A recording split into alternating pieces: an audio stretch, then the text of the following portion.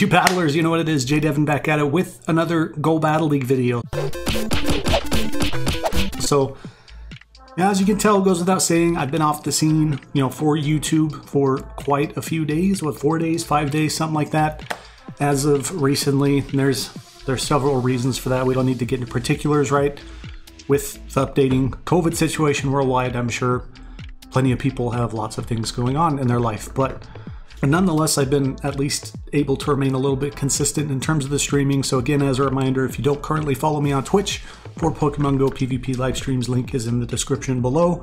It is twitch.tv/JayDevin So in terms of my progress and or, you know, my MMR rating in Go Battle League for season 1 here, rank 10 does kind of feel out of reach at this point. I really don't think it's going to happen. It's still technically possible, but I don't know that I see it happening, to be realistic with you. There's a lot of different teams that I tried, you know, I got in the moment, I got caught up. I'm like, oh, this team, you know, this team sounds genius. You've probably had those moments too, where it's like, oh, this team would be amazing. This team would wreck. And then I tried the team for a few sets and absolutely terrible. There were a couple times, there was once actually on stream too, where I got to the battle till you win point.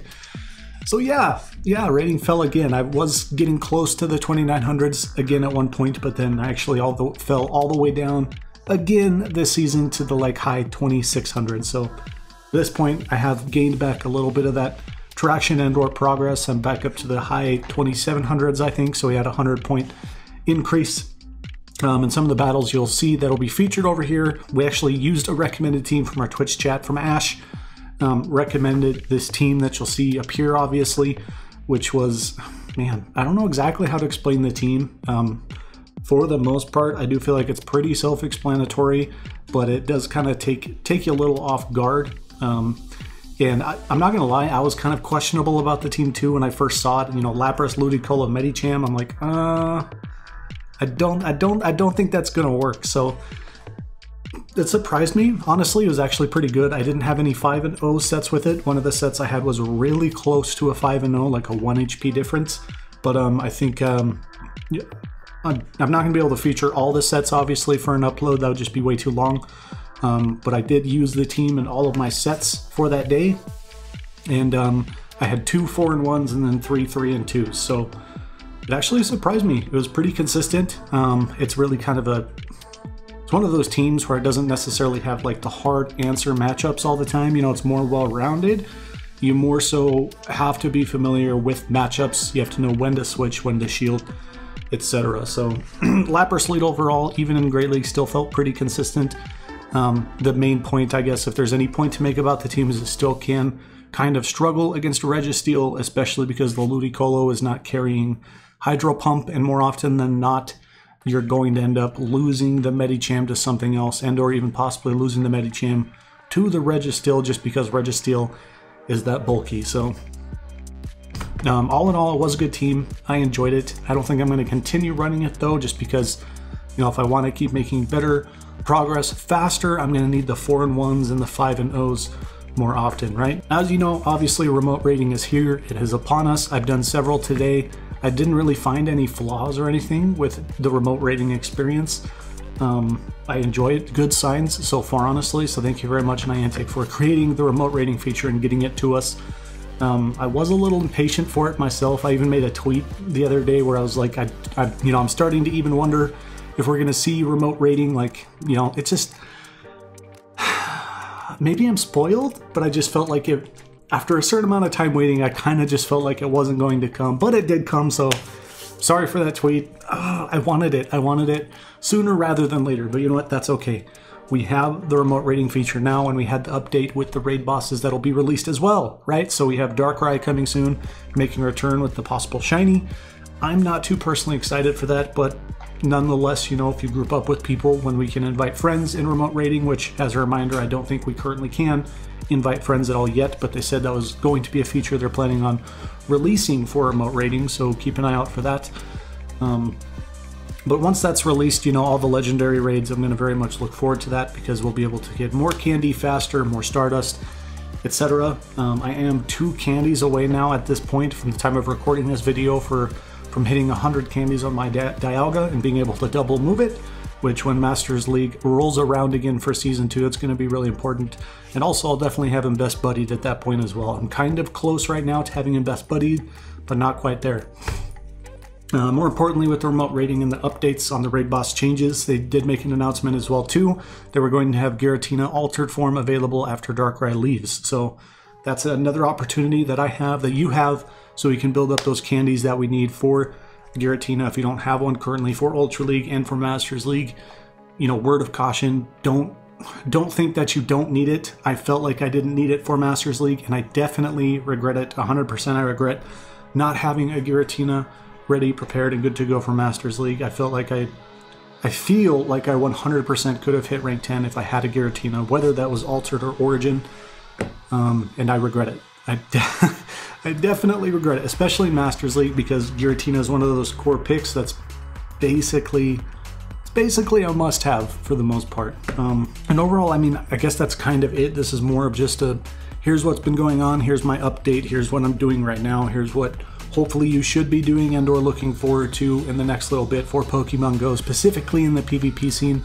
But to end the video here, kind of, I guess, to get towards ending the video at least, I have a specific plan that I've come up with for Season 2 in Go Battle League to help my own progress move a little bit faster, but also to potentially help you, rather than just giving you, you know, teams that I make that perform well in each league. I know there's been several people that have like tweeted, messaged me on Twitter, on Discord, etc. that said, hey, like, I saw your video with your team and like all the tips you've been giving. I reached rank 10 with it. You know, thank you so much. Keep making content. Like, I love that, definitely. Like, it, you know, feels good, man. But at the same time, I'm not hitting rank 10. So I'm going to step it up a little bit in terms of what I'm going to be doing for content. If I have, you know, those clutch teams that work really well, and I have a few sets that go very, very well, obviously I still plan on making those teams and or strategy videos. But specifically what I would like to do for YouTube, Pokemon Go PvP, and Go Battle League content moving forward is for all of my sets in each league and or any league when we get to that point again, is I'm going to be recording, well, obviously I'm going to record the battles, but I'm going to be keeping record, right, taking notes of every single match. So a few points that I'd like to keep track of is obviously the lead, right? Did I win the lead or did I lose the lead? And also to keep track of what their teams were, so what teams were brought, so that way towards the end of the season or just at the end of the season, I can have like a total summary report of, you know, in this league, I saw this lead the most often. I lost to it this much, but I also won this much, and here's how I played differently. Did they have different Pokemon in the back, etc. Like, that seems like a little much to keep track of, especially for a whole season in Go Battle League, right? Like, that's a lot. But honestly, if I just put it in a spreadsheet and update per battle, it's really not that difficult for me to do. And then when I present it in the videos as the season progresses, that's going to be potentially a lot of information and a lot of data that I can give to you, and then you can use, rather than just me uploading a video saying, here's the team that I used, here's the movesets, there's the IVs. It'll be a little bit more in depth. So that's what my plan is. That's what I'm going to start doing. And let me know actually too what you think about that. Do you think that's going to be a little much? Are you looking forward to it? Do you like it? Do you not like it? Do you do it yourself? I feel like for season 1 I started to do it, and then I stopped doing it. It dropped off because I was like, all right, I'm losing anyways, and I just keep losing. So I'm sick of tracking all this data to, you know, put it in videos, because I feel like there's no point. But now I also regret that. This video is kind of full of regrets, I guess, because having that data would be very, very nice right now to get to get a better head start on season 2. Because, you know, if we see a particular open, we can be a little more prepared, right? Because there definitely are, I feel like I can say this with confidence, there are definitely trending teams that I have run into, even for this week right now in Go Battle League. There's trending teams, people are using specific picks. The Stunfisk lead team, I saw it once and it kind of threw me off, but then I saw it 2, 3, even 4 times, and I'm like, okay, somebody probably made a video on this, or it was a Reddit post or something, but this is definitely a team and a core that people are using now. So things like that, right? When I run into that, I want to know how to be more and better prepared for it myself in the future, so I can beat those teams rather than being taken off guard. And then also, you can benefit from that too. So yeah, that's the plan. Again, let me know what you think about it down in the comments below. And as always, thank you very much for watching. Subscribe if you feel my vibe. Power up, punch the notification bell for all that PvP content. That's it for this video, battlers. We'll see you in the next video. Have a good stinking day.